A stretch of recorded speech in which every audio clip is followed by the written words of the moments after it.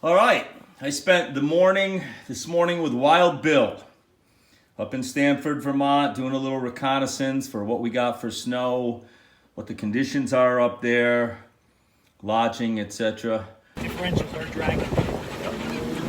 Oh, now you got it. Now you got it. Stay in it.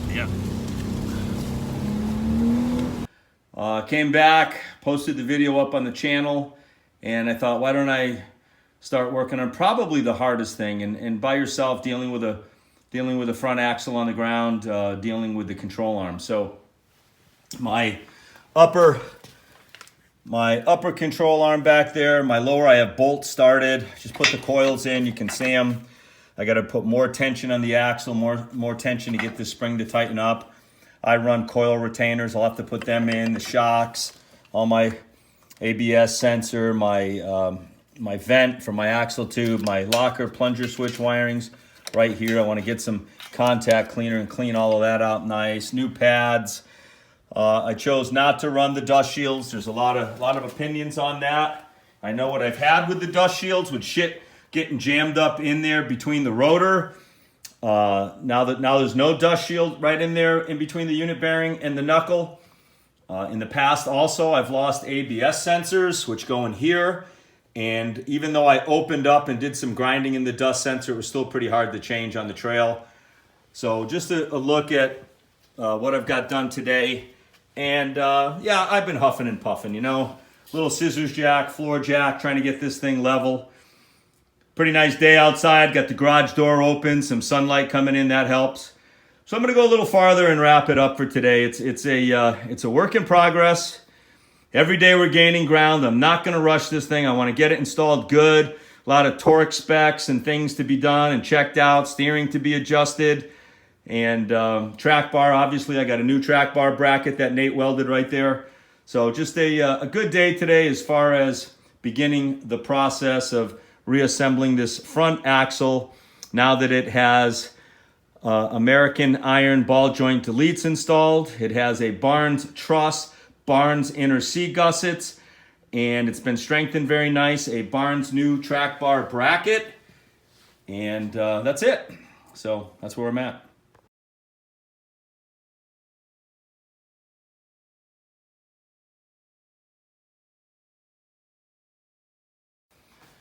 All right.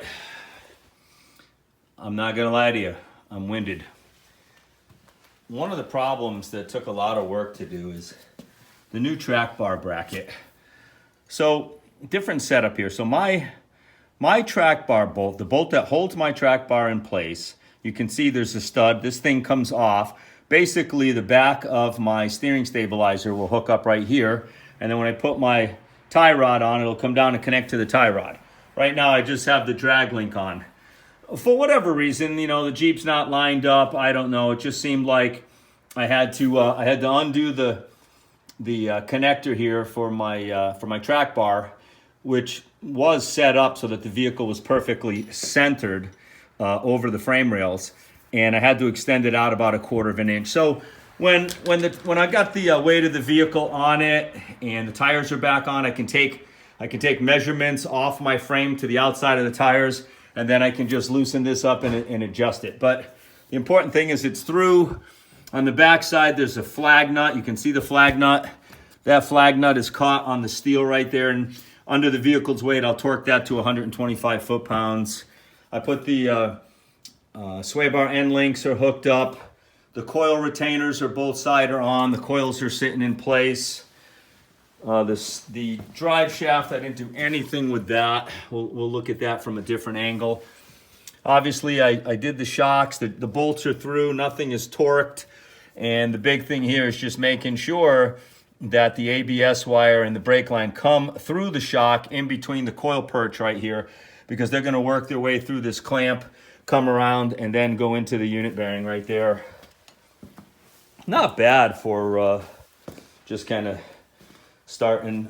Easily took me, I hate to say it, but on the ground with this weight, probably 1.5 hours, 2 hours to get the control arms in. You can see the bolt right there is through my upper and lower control arms. There's the There's the drive shaft just sitting there. Obviously, I got marked so I can reattach that. Obviously, the rotors, new pads, new clips need to go in on the calipers. They're just hanging on bungees. And then a shitload of torquing up because none of the control arms are torqued. They get torqued under the weight of the vehicle, same as the track bar. It'll be interesting to see the drag link, how all of that works, if I'm gonna have to make any adjustments. You can see the drag link right there. Obviously I can move the knuckle, and that's kind of interesting that I'm hitting that clamp right there. See that? The C-gusset is hitting this little clamp right here. I'm gonna go check the other side. Perhaps I can bend it over a little bit, but the C-gusset curves around, and it looks like that little bracket. No problem there, but you do hit there, and basically you can see the stopper about 1/8 of an inch before the stopper hits. So I'm gonna try to see if I can bend that a little bit. I'm most likely the other side's the same. Obviously the drag link's on it now, so I can't turn it, but that is kind of interesting. I have to turn the steering wheel all the way over. Either that, or maybe I'll just take the drag link back off and move the knuckle and just make sure that it'll be this side right here. See the stopper right here? That hits the C, and that's for your max turn when you turn left and right. So on this side, it's this piece, which is offset over to outboard. So this side may be completely fine, but the other side may need a little bit of tweaking. That's what it looks like to me. Obviously, I don't want to, the thing just sits kind of flat. I really don't want to get into loosening up that nut. That's torqued to 60 foot-pounds. The bottom is torqued to 65 for the ball joint deletes. Under the weight of the vehicle, I'll check those torques. So a lot of, the big things are going together, but there's a tremendous amount of adjustments that need to be done. Things are different, the truss is in there taking up some space. These clamps here for the drag link were facing in. I think it was going to be problematic, so I flipped them up. I think they'll be okay like that. They're not torqued, but I hit them with the gun a little bit. Nothing is done for the wiring. I want to take some contact cleaner and clean out the plugs really good. I also need to put the axle tube vent in, the drive shaft. A lot of work, but that's it for today. That's it. Not bad. See that bracket right there? Not a big deal. I'm going to try putting a twist in it. It hits the C-gusset when you turn far. If you hit the stopper right there on the knuckle, you can see there's a little collision right there. Not a big deal. Couple options. I'm going to try just bending the bracket over. I could always take a little die grinder and grind some of that corner out right there too. But I think in this case, I'm just going to try to work the bracket.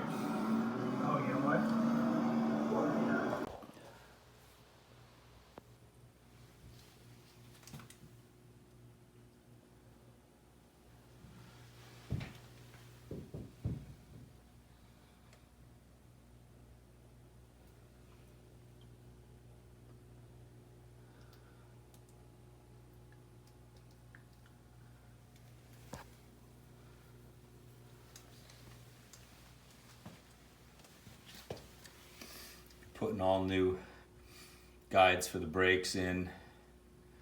These clips right here. Gonna change these out. Got brand new pads to put in. Hanging the caliper on the bungee. Obviously the ABS wire just gets clipped in and follows the brake line when it comes around, hooks up to the rotor. So the only flaw that I saw so far, a little collision right here that's tinky tink, but we're gonna bend that, do something with it. Coil's in place, new bump stops installed. You can see that the coil has a detent right there. So you make sure that the coil spring ends right in that detent, and then I got my coil retainer right there.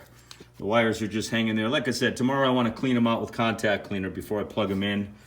Drive shaft sitting in the go position. I'll put a little anti-seize on that, and then I've got a mark to put it exactly where it was. Not bad. Rotors. So yeah, good day today. Tie rod, steering stabilizer, much work to be done, a lot of torquing under the weight of the vehicle, fine tuning, tweaking, and the Jeep really needs attention. She's filthy. She's been abused for a while and it needs some love. I mean, it's nice that this front axle is getting all beefed up. Very, very happy about that.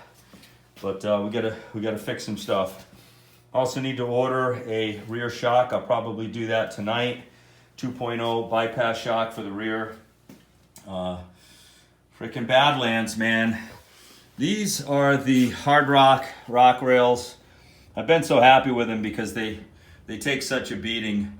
But on the last run at Badlands up in Vermont, it really started caving in on me right there. So obviously I can still use them, but I think eventually I'm gonna need some new rock rails on Recon 1.